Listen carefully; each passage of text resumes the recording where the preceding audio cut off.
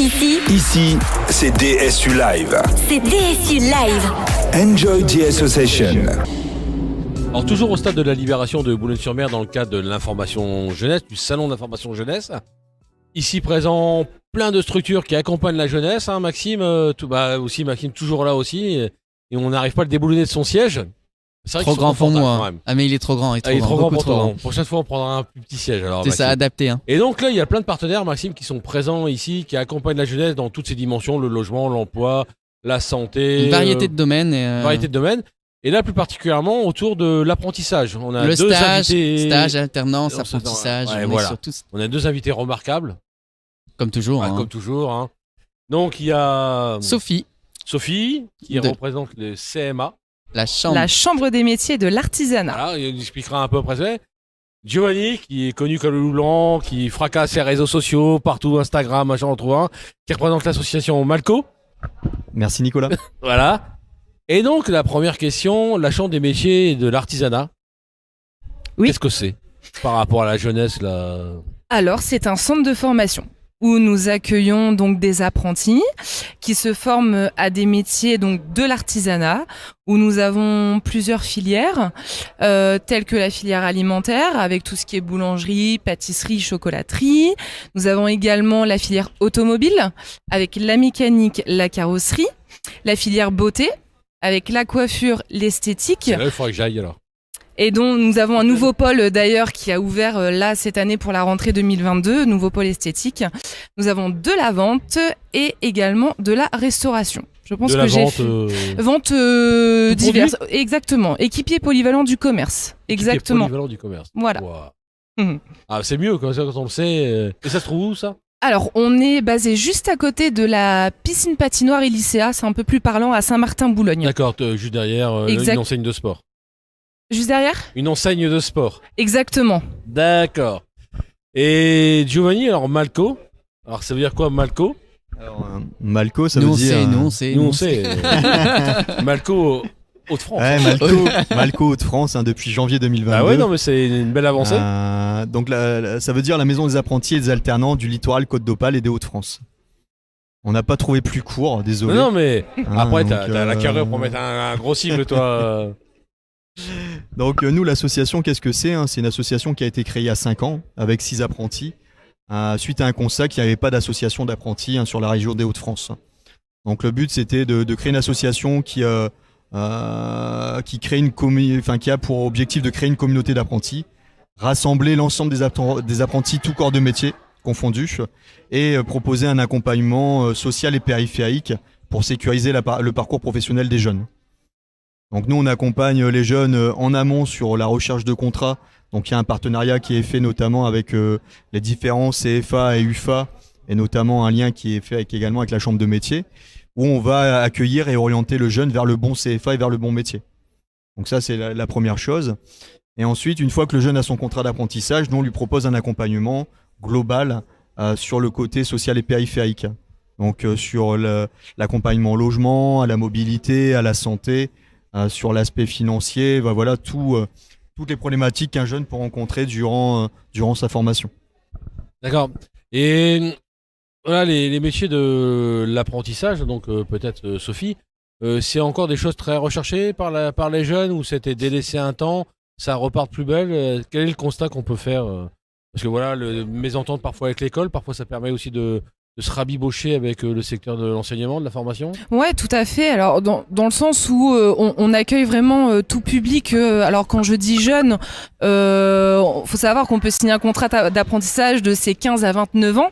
Donc finalement, on a vraiment des publics très différents, que ce soit des publics justement qui ont été en décrochage scolaire ou qui se sont, on va dire, trompés d'orientation suite à leur classe de 3e. Bien souvent, c'est le type de profil qu'on peut avoir, mais également juste des jeunes qui veulent découvrir les métiers de l'artisanat, même des adultes également qui sont en reconversion professionnelle. Ah, on peut intégrer Alors pas forcément par le biais de l'apprentissage, ça peut être aussi par le biais d'un PRF, donc plan régional de formation. Donc c'est en fait des formations adultes qu'on propose, donc on passe un CAP, donc sur une plus courte durée. Au lieu de souvent un CAP c'est 2 ans, bah là c'est une formation qui est réduite à une petite année. Quelque part, on peut dire aux jeunes, si on se plante, c'est pas grave, il y a encore des occasions Bah plus voilà. tard dans Ah la oui, vie. tout à C'est fait. aussi dire, Tout à voilà, fait. c'est. Ouais, se tromper, c'est pas grave. Hmm. Si on en fait quelque chose, si on corrige, parce que si on corrige pas, à un moment donné, bon, comme dirait là, c'est bien une connerie. Ouais, dans le sens où à partir du moment où une personne lambda, quel que soit son profil, soit encore scolarisé ou demandeur d'emploi ou déjà en poste, normalement peut trouver son bonheur à la chambre des métiers par le biais d'une formation. Ouais. Par rapport à l'apprentissage, on voit qu'il y a depuis quelques années, il y a une volonté politique assez soutenue. Est-ce que vous avez senti, par exemple, un amour quelque part pour l'apprentissage qui s'est développé Est-ce que ça a été facilité Est-ce que c'est facile de devenir apprenti aujourd'hui Ou c'est compliqué Ah. Parce qu'on Une a. question pour Giovanni, peut-être ça. Je sais pas, hein, parce qu'on peut se demander, certains vont se demander qu'est-ce que c'est, Ouais, voilà. qu'est-ce que je dois faire pour devenir Et où apprenti qu'est-ce qui freine maintenant je pourrais jamais être apprenti parce que est-ce qu'il y a des freins qui sont plus fréquents que d'autres? Et dans ce cas-là, comment vous deux vous arrivez à lever tous ces freins-là, Giovanni? Alors là, nous, le constat qu'on a fait depuis la réforme de l'apprentissage, la réforme de l'apprentissage, c'est, si je me trompe pas, c'est 4 ans, c'est quelques années. Et il y a toute une dynamique aussi au niveau du discours sur l'apprentissage qui change. Donc je pense il faut encore laisser le temps aux gens aussi de s'approprier l'apprentissage et de voir que c'est pas une voie de garage, mais Parce que c'est très dévalorisé, dévalorisant l'apprentissage à une époque. Oui, il y a une époque où on orientait les jeunes qui étaient en apprentissage par défaut. C'était pas une orientation. C'était vu un peu comme une punition, quoi. T'es pas bon à l'école, donc tu vas à l'apprentissage. T'es pas bon à l'école, alors tu vas en apprentissage. Alors là, nous, on prône également, c'est les intelligences multiples, et notamment valoriser aussi les jeunes qui ont peut-être des difficultés scolaires, mais valoriser le côté manuel, qui pour nous est une intelligence qui fait partie des intelligences multiples. Et là, lorsqu'on met en valeur en fait le jeune par rapport à ses compétences et le savoir-faire qu'il peut développer et apprendre, on a là tout de suite une autre dimension de l'apprentissage qui fait que c'est quelqu'un qui va devenir professionnel. On valorise également le fait de pouvoir s'orienter vers les World Skills. World Skills. Traduit peut-être c'est une compétition nationale qui permet de devenir meilleur apprenti de France, par exemple. Et là aussi, on peut mettre en valeur un jeune par rapport au fait qu'il devienne meilleur apprenti de France et qui derrière intègre l'équipe de France.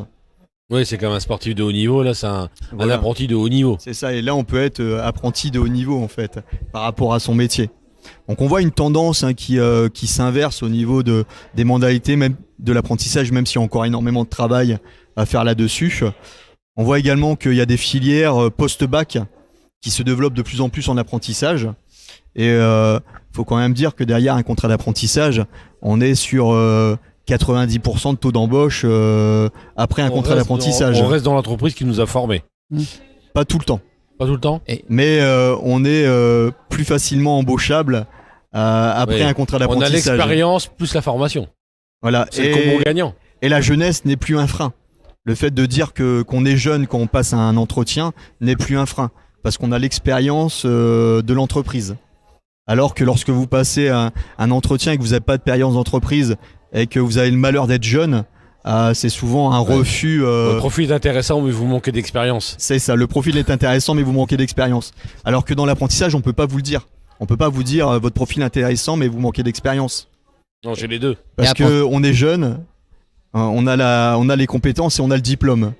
Donc là, on a le profil idéal pour être embauché. Et on pense apprentissage, on va penser bâtiment, menuiserie, tout ça. Mais on a vu tout à l'heure déjà c'était varié, mais ça touche encore plus de domaines que ça. Oui, Ça va là, le numérique, l'informatique, tout. Il y a de On l'apprentissage a le dans tous les social, domaines on a maintenant. la santé qui s'ouvre à l'apprentissage. Donc c'est vraiment une porte vraiment à saisir là. Pour rassurer à aussi ouvrir. certains parents, on peut être ingénieur apprenti également.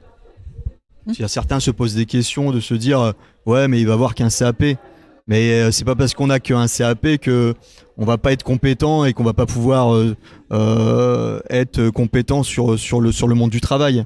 Mais on peut aussi être ingénieur en apprentissage. Et justement, là, tous ces débouchés, ces entreprises, est-ce que au CMA, on sent, parce qu'il y a aussi les pairs qui sont là, ceux qui les entreprises, c'est la chambre des métiers et de l'artisanat, donc les artisans qui est. Est-ce qu'il y a une appétence aussi pour ces entreprises d'accueillir des apprentis? Parce qu'à une époque, ouais, je prends un apprenti, c'est toujours si j'avais pas un boulet à traîner aussi dans mon équipe. Est-ce que là, ça change aussi Ça devient une force. Une force d'avoir des apprentis pour les entreprises, une vraie volonté aussi d'accueillir aussi ou de transmettre, peut-être dans certains métiers? Ouais, tout à fait. Alors, comme vous le disiez, en fonction de la branche, on a peu de difficultés à on va dire, proposer des entreprises aux candidats qui se présentent, tels que les métiers de bouche. Ça, c'est vrai que les boulangers, les pâtissiers, etc. recherchent vraiment beaucoup d'apprentis. La coiffure aussi, ça fonctionne super bien. Et après, il y a des filières où c'est un petit peu plus compliqué, telles que la restauration. Voilà, je pense que ce domaine-là, on en a quand même beaucoup de demandes d'employeurs pour peu de candidats. Finalement, parce que bon, avec la crise sanitaire, etc. Oui. Voilà, il y a le rythme de travail en restauration, c'est plus forcément ce qui attire les jeunes aujourd'hui. Donc là-dessus, c'est vrai que c'est un petit peu plus compliqué en termes de recrutement. Après, concernant les autres filières, on a une volonté de la part des employeurs de recruter des apprentis. Et ce qui est chouette aussi, c'est alors des employeurs qui vont prendre un jeune, comme le disait Giovanni, voilà, qui a une quinzaine d'années, tout jeune, et finalement qui le suit vers tout son cursus, parce que on démarre avec un CAP, mais après vous pouvez enchaîner avec d'autres diplômes, faire des mentions complémentaires, faire des bacs, des brevets professionnels, des maîtrises. Enfin, voilà, Ouais, un ça s'arrête apprenti, pas, ou voilà, c'est- un apprenti peut faire tout un cursus de 5 à 6 ans dans son centre de formation. Ça, c'est tout à fait envisageable. Et bon, par la suite, déboucher sur une embauche au sein de l'entreprise dans laquelle il a fait son apprentissage. Nous, si on prend notre président qui est boulanger de métier, il a fait 10 ans d'apprentissage. Ah oui. Donc c'est un cursus qui peut aller aussi, tu disais 6 ans, c'est la moyenne en général, mais c'est vrai que ça Donc à peut chaque aller fois, on rajoute des spécialités, des choses des comme ça. spécialités, des formations, et c'est vrai qu'on peut acquérir énormément de compétences en apprentissage. Et au niveau, on va parler un peu argent, au niveau du coût pour un jeune qui s'intéresserait à l'idée d'apprentissage, quels sont les avantages par rapport à ça? C'est le salaire, il y a déjà une partie salaire qui, dès 15 ans, dès le CAP, en fonction des métiers, en général, on est sur une base de 480 euros. Ouais, c'est 27% du SMIC. Après, en fonction des métiers et en fonction des conventions collectives, il y a des fois des majorations des métiers, donc on est à plus de 480 euros. Et après, en fonction du diplôme et de l'âge, on a une augmentation. Donc on passe de 480 à 700, à 800, à 900, jusqu'à 1200, jusqu'à 100% du SMIC. Donc c'est vrai qu'il y a une belle évolution là-dessus. Après, ce qui est dommage, c'est que la prime d'activité, par exemple, n'est accessible qu'à partir d'un salaire de 976 euros. Et ça, nous, tous les apprentis n'ont pas 976 euros. n'ont pas 976 euros. On se retrouve avec beaucoup d'apprentis qui sont à 930 euros, par exemple. Ah oui. Donc c'est le petit bémol peut-être par rapport à la prime d'activité qu'on aimerait Corriger. qu'on aimerait corriger et qui soit accessible à un maximum d'apprentis, qu'on revoie aussi la valorisation par rapport aux apprentis. Donc ça c'est des choses qui sont intéressantes. Ensuite on a l'aide de la région sur la carte génération qui nous permet d'avoir 200 euros sur l'équipement. Il y a les OPCO maintenant qui aussi participent sur l'achat des premiers équipements au niveau des apprentis. On peut solliciter également une aide à la CAF sur l'aide à l'outillage. Il y a pas mal de dispositifs qui permettent en fait de consolider Et tout ça, vous êtes en l'apprentissage. mesure d'accompagner un jeune qui frappe à l'une de vos portes. Sur tous ces dispositifs-là, il n'est pas perdu parce que là, tu parles d'OPCO, déjà, il faut savoir ce que c'est. Oui, pardon. Tu parles, la CAF, ça, tout le monde le sait. Un jeune n'est pas perdu entre tout ça, où vous pouvez l'accompagner. Mais je pense, est-ce qu'un employeur, tiens, ça me dirait de prendre un apprenti, est-ce que vous êtes en mesure aussi d'accompagner l'employeur pour qu'il accueille son premier apprenti dans des bonnes conditions, peut-être déjà le rassurer en disant, bah non, ça, voilà, il y a plein de dispositifs qui existent. Est-ce que ça vous le faites? Parce que là, on s'aperçoit de l'accompagnement du jeune, mais est-ce que vous accompagnez aussi l'entreprise? Je sais pas. Hein, là, Alors on va vous, laisser la main à la conseille- chambre de métier qui fait déjà ce travail depuis plus longtemps que nous, Ouais. même si nous on vient en, Bah, laisse la main alors. en collaboration. Oui, tout à fait. Tout à fait. On a très régulièrement des employeurs qui nous contactent pour avoir justement ces informations-là. Quelle démarche à suivre pour embaucher un apprenti. Donc, bien souvent, on les reçoit. En petit temps d'échange, leur expliquer ce qu'ils ont droit, parce que faut savoir que il y a des aides exceptionnelles qui ont été mises en place justement pour promouvoir l'apprentissage et aider les entreprises à accueillir des apprentis. Donc parfois ils ne sont pas au courant de ces aides. Donc on fait une présentation globale. Après, faut savoir que à partir du moment où un apprenti également a commencé son apprentissage, il y a un suivi également qui est fait de la part là pour le coup des formateurs. Donc là, on est en contact, on va dire perpétuel avec ces employeurs. Si au moindre souci, on a des médiateurs qui sont présents aussi à la chambre des métiers. Enfin, voilà, il y a toute. On n'est pas seul là-dedans. Pas du tout, absolument pas. Et Malco aussi accompagne, je suppose. Ouais, nous on vient en complémentarité. Nous, ça va être plus sur, comme je disais tout à l'heure, l'aspect social et périphérique. Et si on parlait, si je veux répondre à votre question sur les freins à l'apprentissage, ça serait peut-être la mobilité, le manque de solutions de logement et d'hébergement pour les jeunes, parce que il faut savoir que l'entreprise, on va pas forcément le trouver dans sa rue. Donc des fois on a le jeune, on a l'entreprise, mais entre deux, il y a tout un truc à travailler encore. c'est comment on fait pour permettre cette mobilité et de sécuriser cette partie-là donc pour là, le jeune. Malco est capable de venir en aide à l'apprenti. C'est ça, c'est tout ce travail-là qu'on est en train de monter pour vraiment lever ces freins. Et on peut retrouver tout ça où alors pour les CMA? Une adresse, un numéro de téléphone, un site internet. Déjà aujourd'hui. Déjà Ici, au aujourd'hui, salon. Exactement. Dans les salons de la Libération, du stade de la Libération plutôt. Et sinon, alors si on a loupé aujourd'hui, c'est foutu. Ah non, Ah bah voilà. absolument pas. Alors pour la chambre des métiers, il faut savoir que tous les mercredis, nous organisons les mercredis de la formation. En fait, c'est des mini portes ouvertes finalement qui se fait où on fait une présentation du contrat d'apprentissage et également une visite des ateliers. Donc ça, Sur sans rendez-vous. inscription. Ah ouais. La Voilà. porte est ouverte. La porte est ouverte. C'est le principe de la porte ouverte. Exactement. Tous les mercredis, même pendant les vacances scolaires. Alors, peut-être pas au mois de décembre, mais là, je sais que pendant les vacances de la Toussaint, rien ne bouge. Donc ça peut être chouette, voilà, pour les jeunes de. C'est du concret. On voit. Exactement, de découvrir l'environnement, de faire un petit point quand même sur l'apprentissage, voir ce qui les attend, et de découvrir les ateliers. Donc ça, c'est tout à fait envisageable. Oui. Puis après, je pense qu'il y a le site internet, tout ça qui. Exactement, voilà, le site internet, on a notre pôle relation client également Voilà. qui répond à tout appel, qui prend les informations, qui renvoie sur l'antenne. Et Malco, on peut la retrouver où alors? Alors nous, Partout. vous pouvez nous Ouais, je retrouver vois, ok. déjà derrière le théâtre Monsigny, en centre-ville de Boulogne. Voilà. Et ensuite sur les réseaux sociaux, TikTok, Insta, Facebook, On voit que c'est des jeunes. et sur notre site internet aussi, Malco HDF. Ouais. Donc voilà, on est plutôt joignable assez facilement sur les réseaux. Pas hésiter alors. Faut pas hésiter. Pousser la porte du réseau. Et si- on peut pousser soit la porte du réseau, soit pousser directement la porte de l'asso. Très bien. Bah, en tout cas, un grand merci à vous deux. Et puis Merci à voilà, non, c'était très bien, très intéressant. On a appris plein de choses. On pouvait être apprenant très longtemps. C'est toujours agréable de dire qu'on peut rien n'est fini. En tout cas, voilà. Et nous, on se retrouve pour d'autres invités tout à l'heure, toujours au même endroit, Stade de la Libération, dans les salons juste derrière les tribunes, sur l'information jeunesse. Donc n'hésitez pas à venir, et ça jusqu'à 16h30. Merci à vous.